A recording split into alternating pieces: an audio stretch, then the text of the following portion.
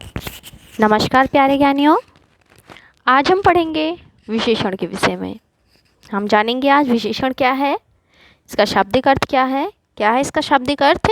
विशेषण यानी वि का अर्थ होता है विशेष, यानी विशेषता बताने वाले या विशेषक। अब इसकी हम परिभाषा जान लेते हैं।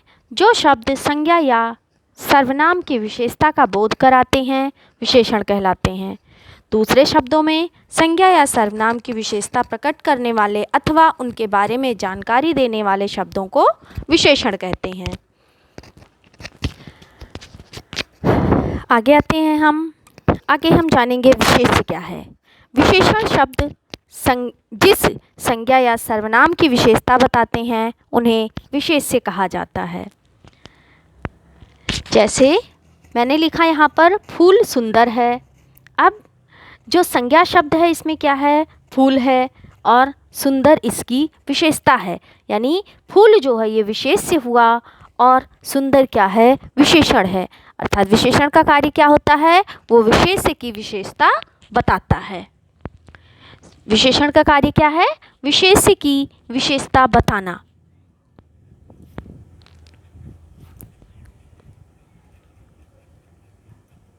ओके, आगे आते हैं हम। नेक्स्ट पॉइंट में यहाँ पर आपको समझाया गया है। आगे यहाँ पर आप जानेंगे प्रविशेषण किसे कहते हैं।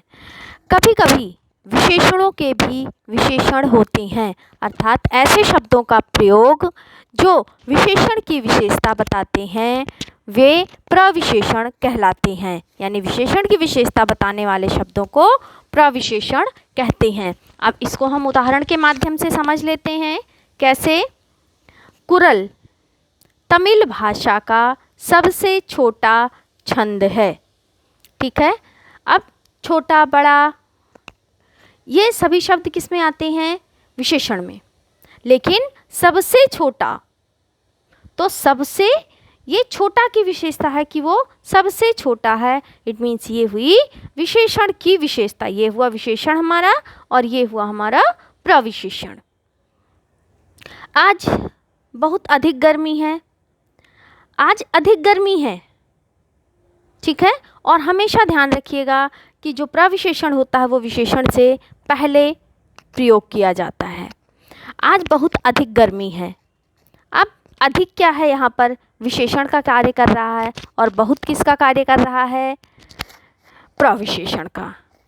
अधिक है लेकिन बहुत अधिक है, तो ये बहुत किसका कार्य कर रहा है, प्रविशेषण का। इसी प्रकार से या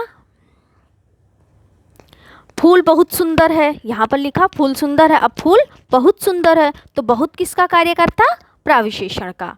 आपने एक उदाहरण के माध्यम से यहाँ पर समझा, फूल बहुत सुंदर है, लेकिन अब इसी में यहाँ फूल सुंदर है, अगर मैं यहाँ लिख दूँ फूल बहुत सुंदर है, तब बहुत किसका कार्य करेगा, ये प्रविशेषण का कार्य करेगा।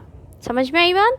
तो अब चलिए, आपने जाना विशेषण किसे कहते हैं, विशेष्य किसे कहते हैं और प्रविशेषण किसे कहते हैं। अब हम जानेंगे विशेषण के भेदों के विषय में।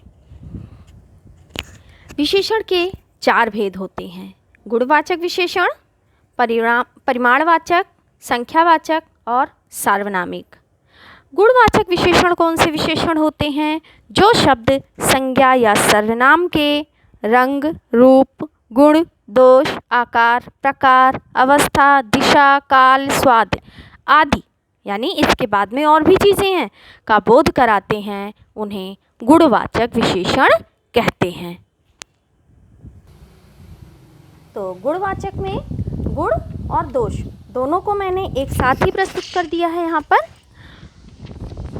जैसे बुरा, भला, सरल, कठिन, योग्य, अयोग्य, चतुर, लालची, जो भी इस तरह के शब्द होते हैं जहाँ पर किसी के गुण या दोषों के बारे में पता चल रहा हो वो होते हैं गुणवाचक विशेषण। आगे इसी में ही रंग रूप, काला, पीला, हरा, नीला, लाल, जो भी है इस तरह से। आकार प्रकार, गोल, चौकोर, खुरदुरा, मोटा, पतला, लघु आदि।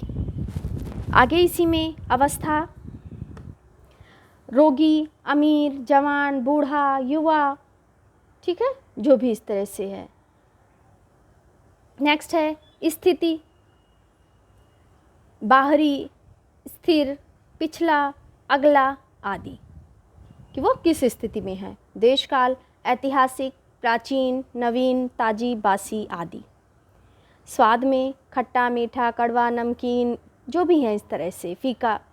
गंध, सुगंधित, सौंधा है, बदबूदार है, खुशबूदार है, ठीक है, गंधहीन है। आगे है दिशाएं, उत्तरी, पूर्वी, पश्चिमी, दक्षिणी। स्थान, स्थान में भी देशी है, विदेशी है, बाहरी है, चीनी है, पाकिस्तानी है, नेपाली है, जो भी है इस तरह का जहाँ पर बोध हो रहा हो वो होता है गुणवाचक विशेषण में। स्पर्श, ये छूने में, स्पर्श का मतलब होता है छूना, स्पर्श करने पर जो हमें महसूस होता है वो भी होता है गुणवाचक विशेषण। यानी नरम है, कठोर है, चिकना है, खुरदुरा है, पैना है, मुलायम है, तो इस तरह के शब्दों को भी हम गुणवाचक विशेषण की श्रेणी में पढ़ते हैं। आगे हम पढ़ते हैं परिमाणवाचक विशेषण। परिमाण का अर्थ होता है नाप, नाप तौल का बोध जहाँ पर होता है।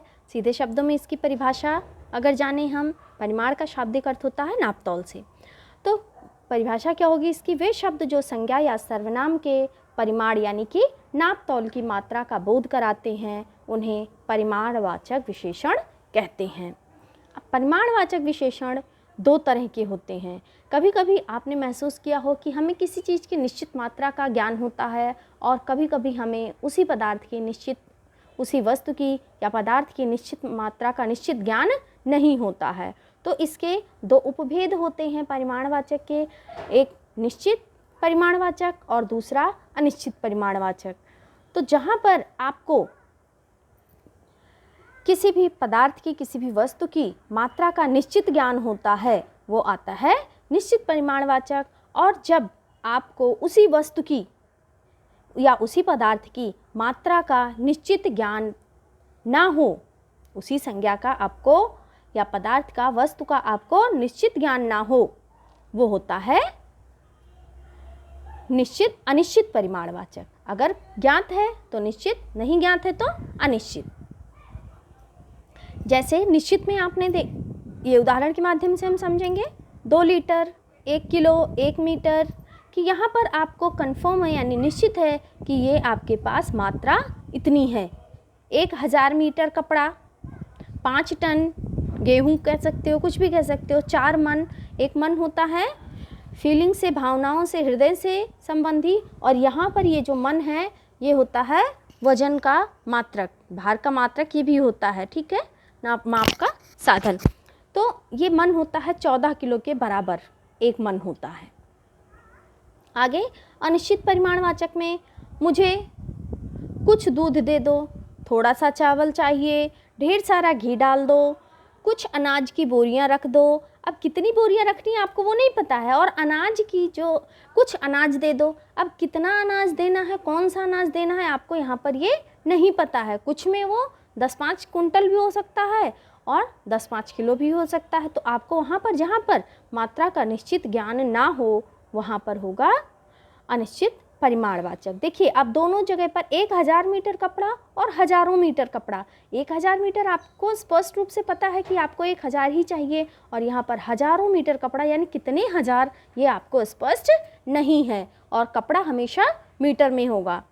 मेरे पास, जैसे मान लिया आपने कहा कि मेरे पास कुछ कमीज हैं, तो कमीज आप का गिन सकते हो आप, संख्यावाची है, लेकिन कपड़े को आप गिन नहीं सकते हो। तो कपड़ा जो होगा, हमेशा ये ध्यान रखना, कई बार कन्फ्यूज़न होती है ये, तो जो कपड़ा है वो हमेशा मीटर में, सेंटीमीटर में मापा जाएगा, गज में मापा जाएगा, लेकिन जो वस्त्रों की संख्या होगी, बने हुए वस्त्रों की जो संख्या होगी वो संख्यावाचक में जाएगा, वो परिमाणवाचक में नहीं जाएगा।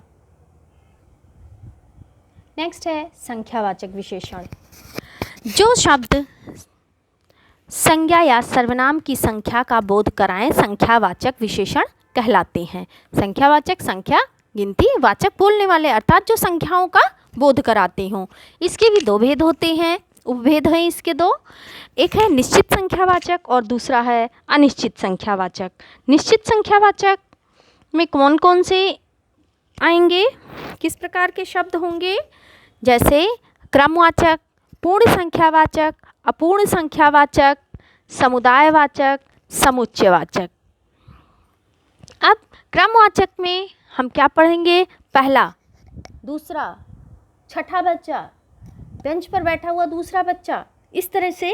तो ये होगा हमारा क्रमवाचक। पूर्ण संख्या 100, 100, 10, 1000, जो भी इस तरह से है। 1.5, सवा, ढाई, पौना।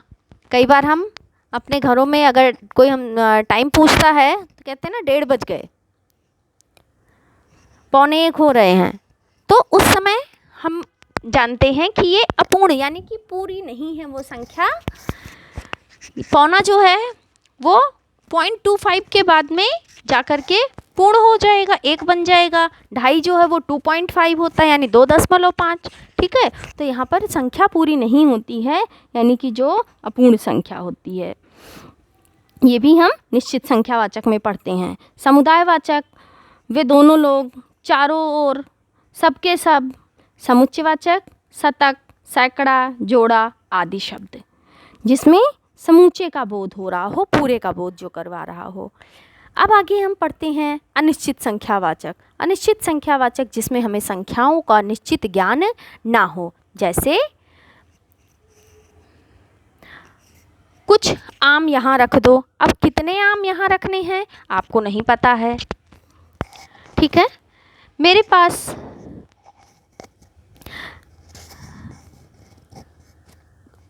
काफ़ी बर्तन हैं, अब कितने वो बर्तन हैं आपको ये नहीं पता है। ठीक है, इसी तरह से थोड़े से किसी भी आप फल को यहाँ पर, थोड़े से तरबूज यहाँ पर रख दो। अब तरबूज को तो आप गिन सकते हो वो, लेकिन कितने थोड़े से, इट मीन 10 हैं, 5 हैं, 100 हैं, 200 हैं, आपको ये नहीं पता है, लेकिन वो तरबूज गिने जा सकते हैं। तो वो होंगे अनिश्चित संख्यावाचक में। नेक्स्ट है सार्वनामिक विशेषण। नेक्स्ट है सार्वनामिक विशेषण। इसको एक्सप्लेन करने से पहले एक बात मैं आपको कंफर्म कर दूं, इसमें जो भी हैं संख्यावाचक परिमाणवाचक में अंतर, या आपको सर्वनाम और सार्वनामिक विशेषण में जो भी डाउट्स होते हैं, इन सभी तरह के जो भी आपके डाउट्स होते हैं उनको लास्ट में हम क्लियर करते चलेंगे। ठीक है, ओके। तो हम अपने सार्वनामिक विशेषण को जानते हैं। क्या है सार्वनामिक विशेषण? जब सर्वनाम शब्द संज्ञा से पूर्व लगकर विशेषण का कार्य करते हैं तब उन्हें सार्वनामिक विशेषण कहा जाता है। जैसे यह पंखा तेज घूमता है। अब यह जो है यहाँ पर सार्वनामिक विशेषण का कार्य कर रहा है। ये संज्ञा से पूर्व यानी संज्ञा शब्द क्या है? पंखा है, और ये पंखा से पहले लग गया यह। वह इमारत ऊंची है। ठीक है, वह इमारत ऊंची है। इमारत संज्ञा शब्द है, जातिवाचक संज्ञा है, और वह क्या हुआ? यहाँ पर सार्वनामिक विशेषण का कार्य कर रहा है। ठीक है, आगे हम अब जानेंगे इसके मुख्य बिंदु हमने जान लिए। अब हम जानेंगे इसके कुछ एक्स्ट्रा पॉइंट्स के बारे में, कुछ रोचक तथ्य जिसको कहते हैं।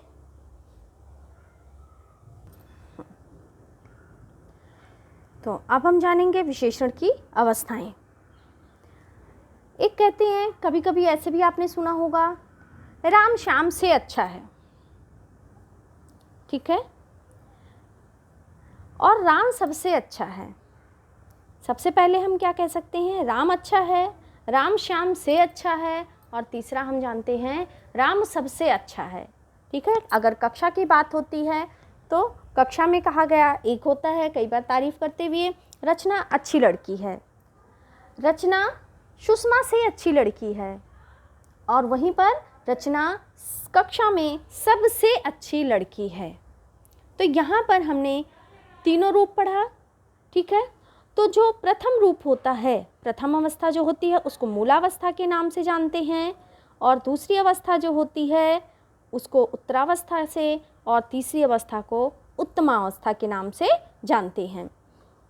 जो मूल शब्द होता है उसको मूलावस्था के नाम से जानते हैं, और उसी शब्द में जब हम तर जोड़ देते हैं वह उच्च है, वह उच्च है, ये हो गया हमारा मूल शब्द विशेषण का, और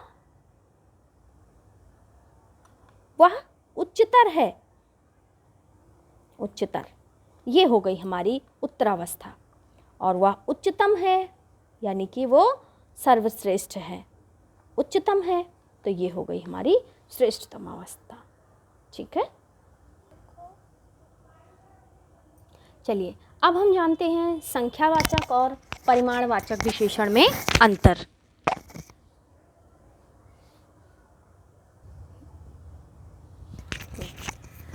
जिन संज्ञा शब्दों में गणनीय संख्या का बोध हो संख्यावाचक विशेषण कहलाता है। जिन संज्ञा शब्दों में गणनीय संख्या का बोध हो संख्यावाचक विशेषण कहलाता है। अर्थात जिन वस्तुओं की गिनती की जा सके, साधारण शब्दों में जिन वस्तुओं की गिनती की जा सके वे आती हैं संख्यावाचक विशेषण। और परिमाणवाचक में जिन वस्तुओं को गिना ना जा सके अर्थात अगणनीय हो और उनकी मात्रा यानी माप तौल का बोध हो रहा हो, उनके बारे में हमें पता चल रहा है भार में, माप तौल में, तो वो होता है परिमाणवाचक विशेषण। ठीक है, तो संख्यावाचक कौन सा होगा? जिनको गिना जा सके, और परिमाणवाचक कौन सा होगा? जिनको गिना ना जा सके और जिनका मात्राओं के आधार पर बोध हो रहा हो, यानी कि नाप तौल के आधार पर उसका बोध हो रहा हो, उसकी मात्रा का। मैंने यहाँ पर एग्जाम्पल के माध्यम से आपको समझाया है। नेहा ने थोड़ा दूध पिया और स्नेहा ने थोड़े केले खाए। ठीक है, स्नेहा ने थोड़ा दूध पिया और स्नेहा ने थोड़े केले खाए। अब दूध क्या है? लिक्विड फॉर्म में होता है, तरल पदार्थ है, तो हमेशा तरल पदार्थ लीटर में या ग्राम में मापा जाएगा, और वहीं पर जो केले होंगे वो हमेशा संख्या में होंगे। तो यहाँ पर ये संख्यावाची बोध हो रहा है, यहाँ पर हमें संख्या का बोध हो रहा है, और यहाँ पर हमें परिमाण का यानी कि नाप तौल का।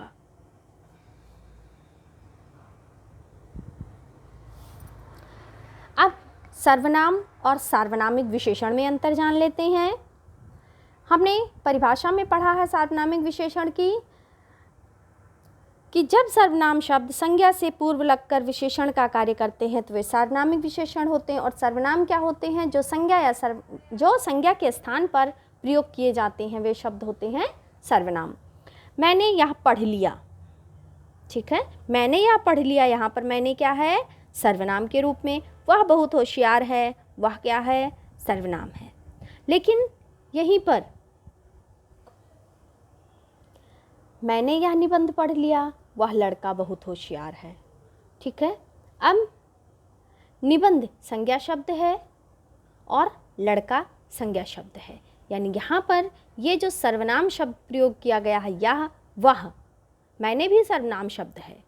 ठीक है, यह वह जो शब्द है ये संज्ञा से पहले लग करके विशेषण के रूप में कार्य कर रहा है, तो ये हुआ हमारा सार्वनामिक विशेषण। लेकिन यहाँ पर किसी संज्ञा शब्द का प्रयोग नहीं है। ठीक है, तो यहाँ पर ये हुआ सर्वनाम और यहाँ हुआ सार्वनामिक विशेषण। Thank you. आई होप आपको समझ में आया होगा टॉपिक, और अगर आपको इससे रिलेटेड कोई भी डाउट्स हैं तो आप कमेंट सेक्शन में कमेंट करके अपने डाउट्स क्लियर कर सकते हैं। Thank you. Have a nice day.